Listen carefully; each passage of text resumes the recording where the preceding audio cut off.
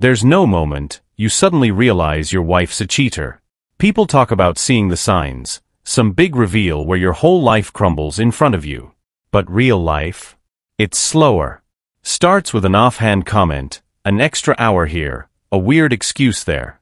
It's not some huge neon sign flashing she's cheating on you in your face. It's more like a bunch of tiny cracks in glass that finally shatter one day. That's how it was with me and Haley. Take last month. Out of nowhere, she's staying late at work. All the time. Suddenly my wife, the woman who considers watching reruns on the couch a full-body workout, has a project deadline every other night. It's a big one, she'd say, grabbing her purse like it was a suitcase and practically running out the door. At first, I bought it. Work stress. Everyone has a rough week now and then. But then I started noticing other things. Like how her late nights lined up with her girls' nights. And how her girls' nights started happening about twice as often as usual. Haley's a simple woman, not a social butterfly by any stretch, so the fact that she's suddenly hitting the town like she's back in college? Yeah, that was strange. I'd ask her how the night went, and she'd give me these vague, rehearsed answers. Oh, we just went out, she'd say, like that was supposed to satisfy me. I'll admit, I ignored it for a while. Chalked it up to needing space. We all need space, right? But every time she'd blow me off with those non-answers, I'd feel this knot in my gut, like something was just off. I started asking myself questions I never thought I'd be asking. Like, why did she suddenly care so much about her appearance? Why did she have new perfume and makeup she hadn't used in years? Why was she coming home with the faintest hint of cologne that definitely wasn't mine? The final straw was an old friend of mine, Matt. I ran into him one night while grabbing a quick drink after work. We go way back, and after a few minutes of catching up, he drops a bomb. So, how's Haley? Haven't seen her around much except, he hesitated. Well, actually, I saw her a couple weeks back, downtown at a club. Looked like she was with someone. My stomach dropped. Someone? I asked, trying to keep my voice casual while a dozen thoughts hit me at once. Matt glanced around like he'd rather be anywhere else. Yeah, man. This guy. Seemed pretty cozy. I almost said hi, but well, I didn't want to intrude. In my head, I laughed. Haley at a club, with a guy she looked cozy with. There it was. This wasn't a big project. This wasn't girls' night. It was a date. And apparently, it wasn't her first one. I didn't even remember the rest of my conversation with Matt. I went home, sat in the dark for a while, and tried to replay the past few weeks in my mind, suddenly seeing all the things I'd ignored. The late nights, the dodged questions, the empty answers. I wanted to confront her, to force her to come clean, but something stopped me. Maybe it was pride, maybe it was denial, but I knew one thing: if I was going to open that door, I wanted proof. So from that night on, I told myself one thing: I'd get to the bottom of this, and I'd do it on my terms. She thought I was clueless, and I was going to use that to my advantage. After that talk with Matt, my mind switched into detective mode. I wasn't about to be the husband who got played like some blind fool. I wanted facts. Solid, ugly facts. First step was simple: I needed eyes on her. So one morning while she was in the shower, I got into her phone and turned on location sharing. It was almost comically easy. She'd left her password unchanged since we set it up ages ago. Now, whenever she was out on one of her late nights, I'd get to see exactly where she was. And wouldn't you know it? A week later, she was working late again. Said her boss was leaning on her about some big project, like this was some Wall Street crisis, and she was the only one holding the company together. So I pulled out my phone and watched that little on the map drift off toward downtown, right to a spot nowhere near her office. Not even close. I wasn't shocked, just, let's call it confirmation. Right on schedule, she was at Prism, a trendy club Matt had mentioned. Apparently, project deadlines meant downing cocktails in a dimly lit booth with her colleague. I couldn't help but laugh a little. She really thought I'd believe this was work? But I kept quiet. Played the part of the clueless husband and waited for her to come home. And sure enough, she came stumbling in after midnight, reeking of cologne and too much gin. Rough night. I asked, pretending to be half asleep. "Oh yeah," she said, waving me off. "Just one of those long meetings." She didn't even look me in the eye. Just went straight to the bathroom, probably to wash off whatever traces were left of her little meeting. But the next morning, I got bold. I'd been quiet long enough. When she walked into the kitchen looking like she'd had a rough night, I went for it. "So, how's Prism these days?" I asked, casually sipping my coffee. She froze, just for a second, before catching herself. "Prism? What's that?" "The club downtown. I heard it's a popular spot. Didn't realize they held work meetings there now." I kept my voice casual, but I watched her reaction like a hawk. Her face went blank, eyes shifting a little to the left, like she was scrambling to come up with something believable. "Oh yeah. I mean, well, sometimes we go out after work. Just to unwind," she mumbled, barely meeting my gaze. I could see her brain running a mile a minute, trying to plug the holes in her story. "That's nice," I said, pretending to accept it. Let her think I'd bought it. I'd let her keep digging her own hole, one lie at a time. From that point on, it became a routine. I'd check her location whenever she was working late or meeting with friends. Like clockwork, her little would drift downtown, always within a couple blocks of Prism, or sometimes another fancy restaurant across town. The places varied, but the lie stayed the same. And every night, she'd come home and spin the same story. Work was exhausting, her team was all over her, she just needed to blow off some steam. I have to say, there was a certain twisted satisfaction in letting her keep lying to my face. She thought she was being clever, sneaky. I guess there's something to be said for having a backup plan when you assume your husband's too naive to catch on. Meanwhile, work wasn't much better. My boss, Jeff, was on a personal mission to make my life as miserable as possible. Jeff was the type of guy who thought sarcasm and criticism were legitimate management techniques. He'd make a habit of calling me out in meetings, throwing in little comments like, "Well, some people actually put effort into their work," whenever I presented anything. It was exhausting, and I wasn't exactly feeling like a model employee between his attitude and Haley's little projects. After one particularly brutal meeting, where Jeff had publicly shredded my idea in front of the whole team, my colleague Megan pulled me aside. Megan was one of the few people I could actually trust, and she had this way of calling things out without making it a big deal.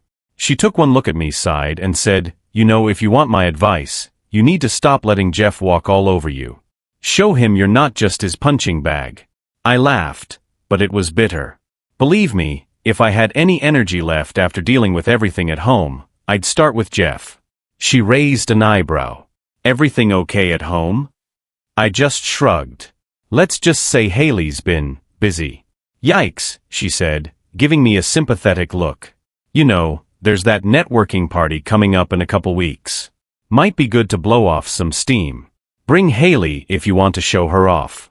"Maybe," I said, though I already knew there was no chance I'd bring Haley. In fact, the idea of showing up solo sounded better than anything I'd done in weeks. Why drag her along when she clearly didn't care? At this point, I didn't even know if she'd notice if I went. She seemed happy as long as I stayed out of her way. The night of the company party came, and I decided to play it cool.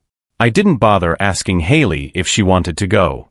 I knew her answer would be some variation of, "Oh, I'm busy, babe," or "You don't mind, right?" So I saved us both the fake conversation.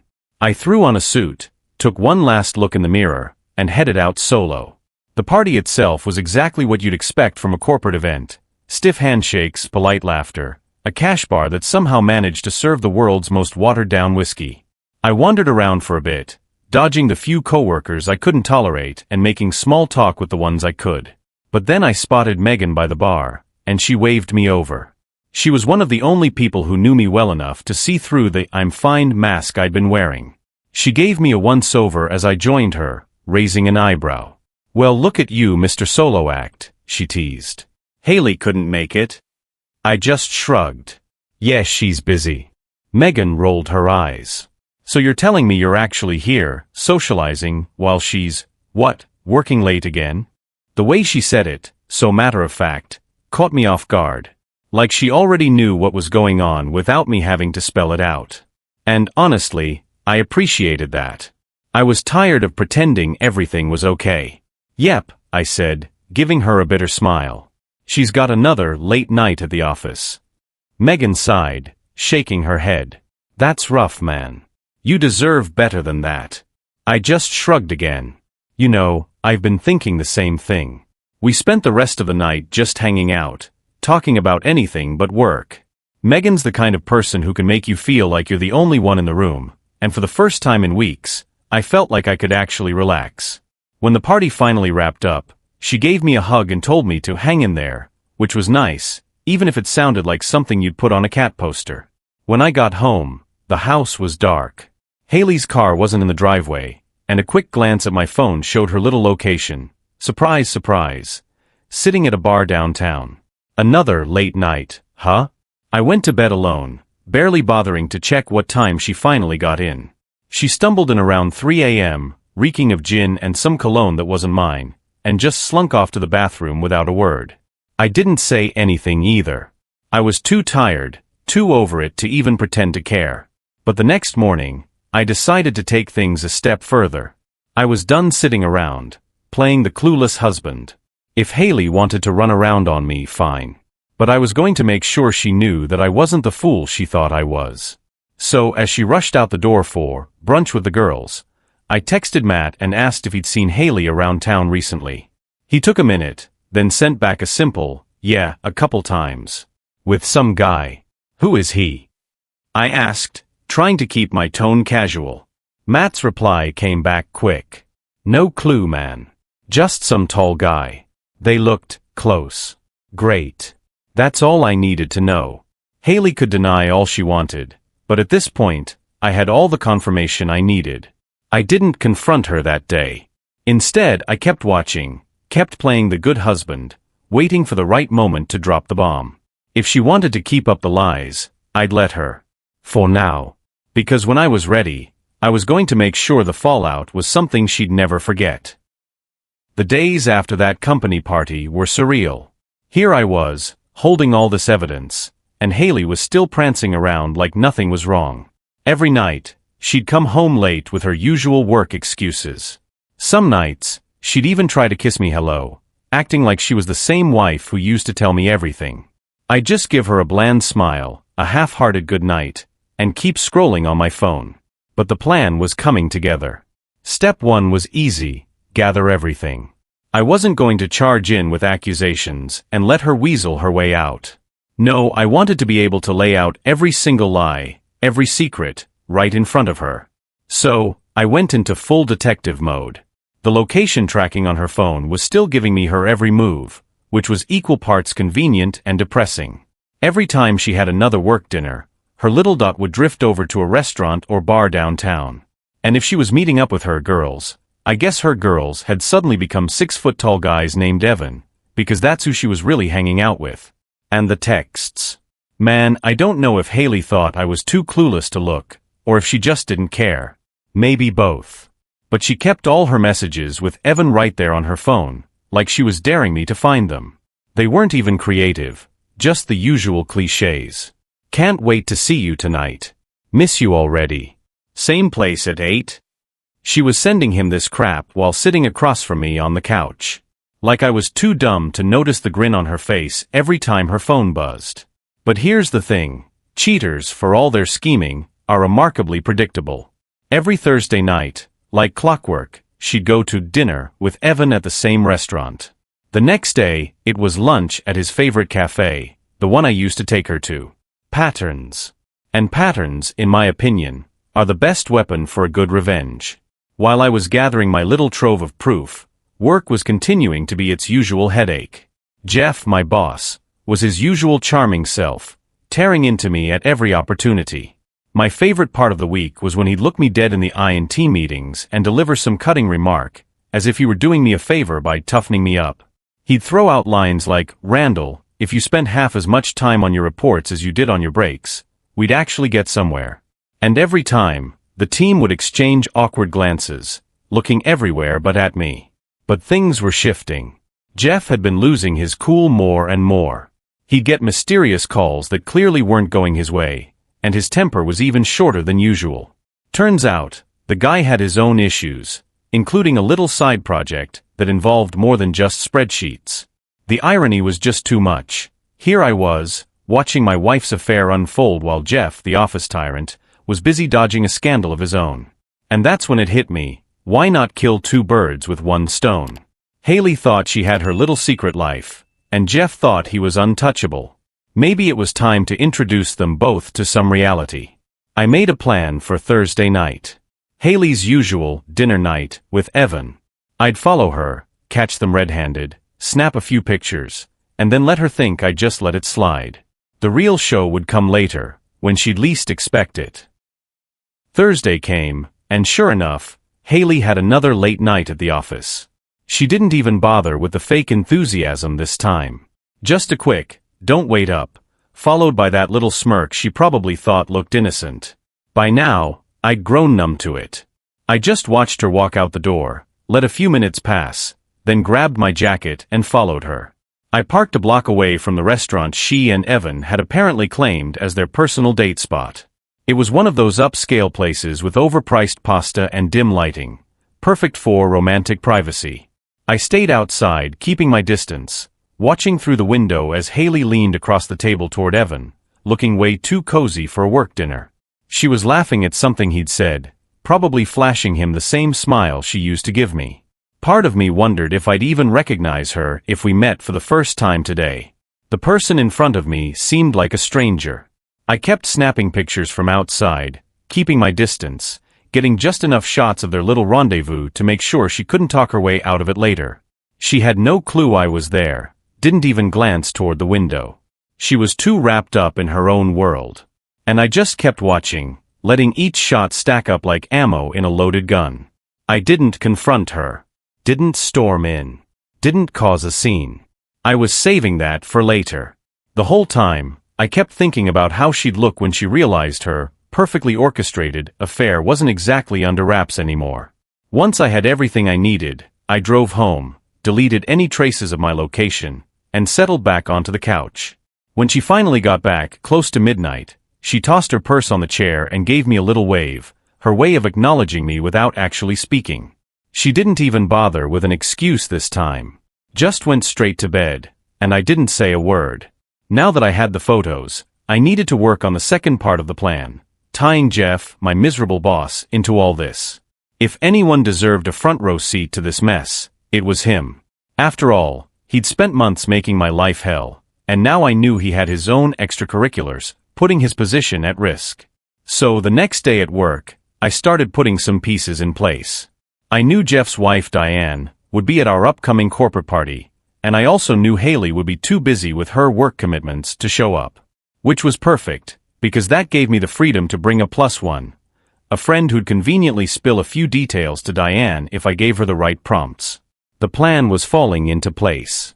I'd be able to hit Haley and Jeff in one go, knocking down the two people who'd done the most damage to my life, and all it would take was a few carefully dropped hints and some accidental information slipping out at the party.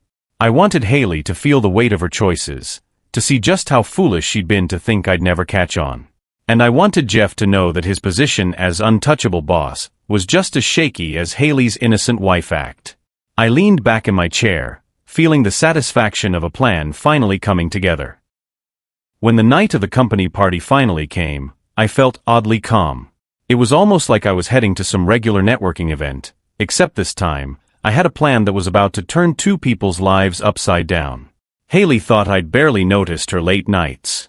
Jeff thought I was too spineless to stand up to him. They were both in for a rude awakening. I arrived early, checked in, and waited by the bar. Jeff was already there, holding court with a few colleagues and looking as smug as ever.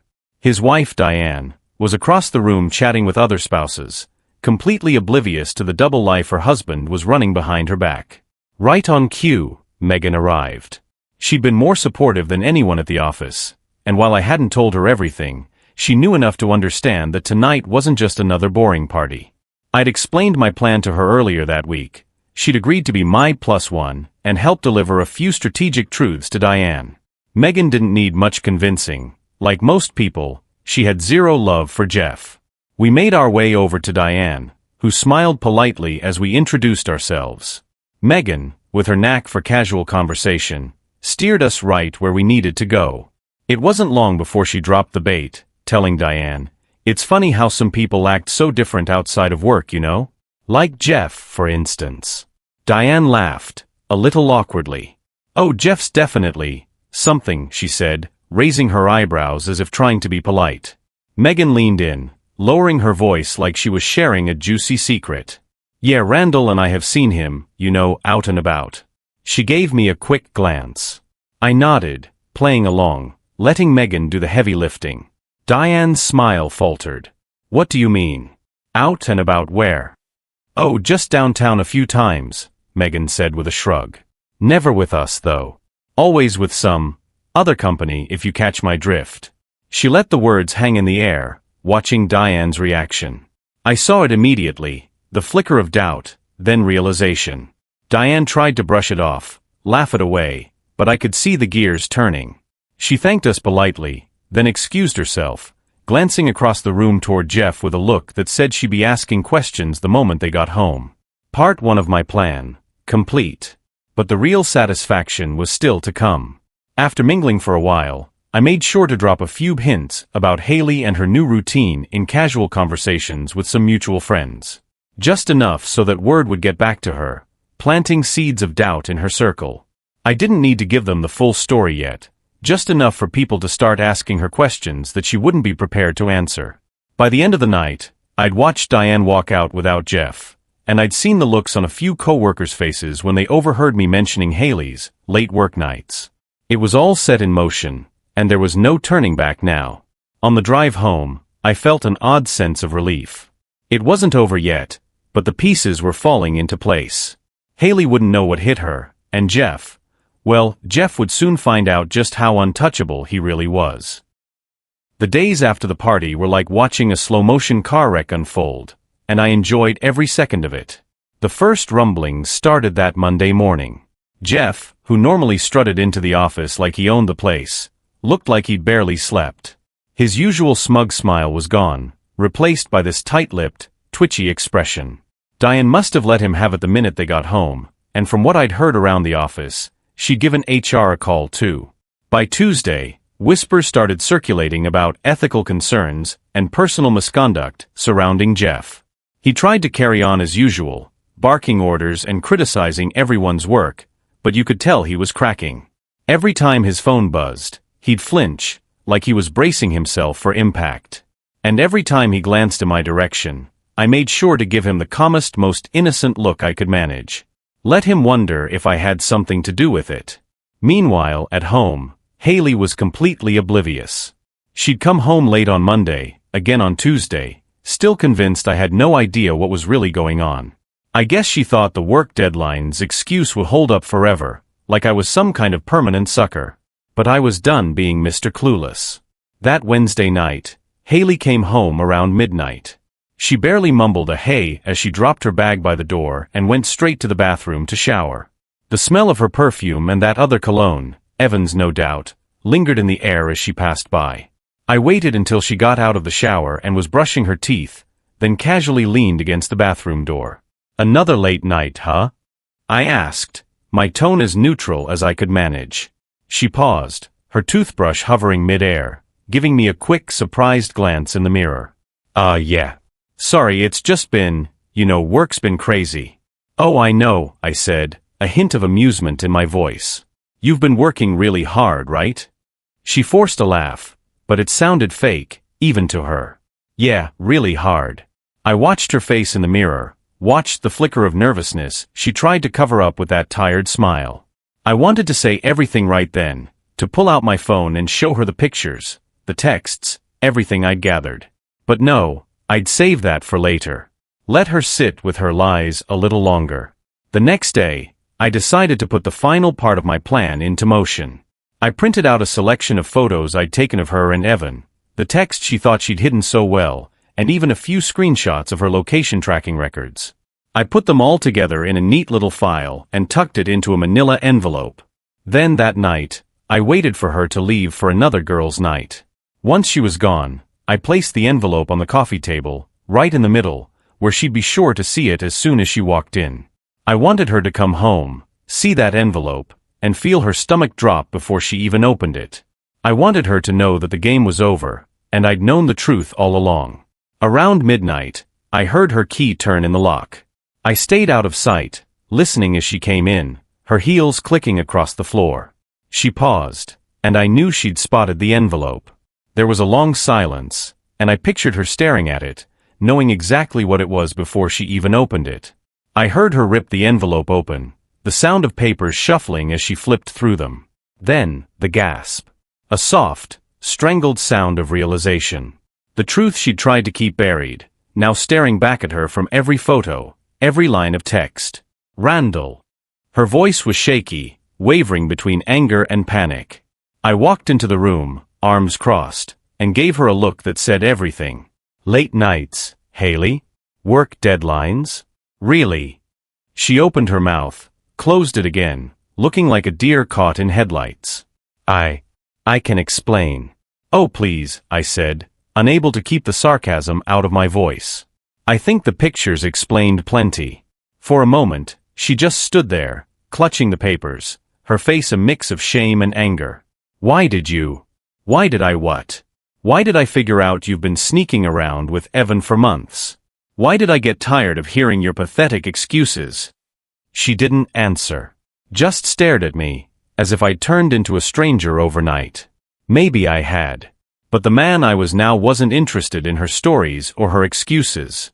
I'd given her enough chances, enough trust, and she'd torn it all apart. This is over, Haley, I said, my voice calm. You want him? Great. You can have him. But you're not going to play me anymore. And with that, I turned and walked out, leaving her standing there, still holding the evidence of her own betrayal. I spent that night at a friend's place. Matt didn't ask too many questions, just offered me a beer and told me I could crash on his couch for as long as I needed. In a way, it was a relief to be out of that house, away from the lies, the excuses, the constant reminders of what I'd put up with for far too long. The next morning, I got a flurry of texts from Haley. Long, rambling messages trying to explain herself, begging for a chance to talk. I didn't respond. Her words meant nothing to me at this point, and I didn't need to hear her spin some sob story about how she'd felt lonely or needed attention. She'd made her choice. Now, she could live with it. At work, things got even more interesting. By lunchtime, the rumors about Jeff had reached a boiling point. Word had spread that his wife, Diane, had gone straight to HR after the company party, armed with enough dirt to make sure Jeff's days at the company were numbered. It didn't take long before he was called into a meeting with HR, and from the looks of things, it wasn't going his way. Later that afternoon, as I was grabbing coffee in the break room, Jeff stormed in, red-faced and furious. He glanced around, probably looking for someone to unload on, and his gaze landed on me. Randall, he spat, like just saying my name put a bad taste in his mouth. I'm sure you think this is funny, huh? I raised an eyebrow. Funny? I don't know, Jeff. I'd say it's more fitting. He glared, his face contorted with rage, and for a second, I thought he might actually try to take a swing at me. But instead, he just muttered something under his breath and stormed out of the room. That was the last time I saw Jeff in the office. By the next morning, his desk was cleared out, and an email from HR confirmed that he'd been let go due to recent discoveries of professional misconduct. The whole office buzzed with it for days. And every time someone asked me if I knew anything, I just shrugged and gave them a knowing smile. As for Haley, she didn't take things quite as gracefully.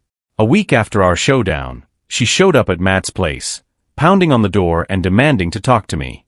Matt gave me a heads up, letting me know she looked like a mess.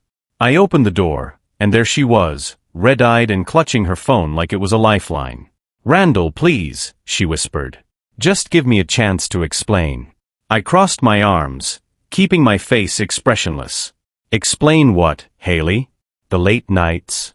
The work dinners? Or maybe the fact that you thought I was too dumb to catch on? Tears welled up in her eyes, but I felt nothing. Not pity, not anger. Just a strange sense of detachment. It wasn't like that, she said, her voice trembling. I don't know, I was confused, Randall. Things got out of hand. Yeah, I'd say they did.